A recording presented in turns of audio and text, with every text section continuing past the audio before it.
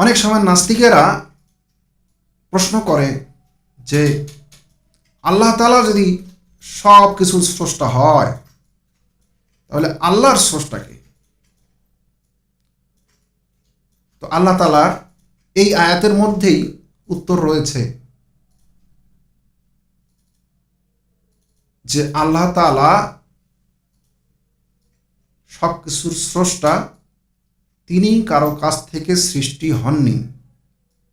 আর যদি আমরা শুধুমাত্র নাউজুবিল্লাহ যে যুক্তির খাতিরে মেনে নেই যে আল্লাহ তাআলার কেউ সৃষ্টিকর্তা আছে, তবে স্বাভাবিকভাবে প্রশ্ন আসে সেই সৃষ্টিকর্তার সৃষ্টিকর্তাকে। ফলে দেখা যাচ্ছে যে অবশ্যই একজন সৃষ্টিকর্তার প্রয়োজন আছে, যার কোনো সৃষ্টিকর্তা নেই।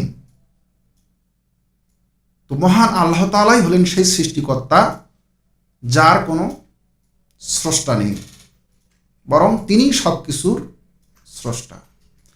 তার হুকুম দিয়েই তিনি সব কিছুকে সৃষ্টি করেছেন। উপাদান ছাড়াই তিনি সমস্ত উপাদান, সমস্ত সৃষ্টি জগৎকে সৃষ্টি করেছেন।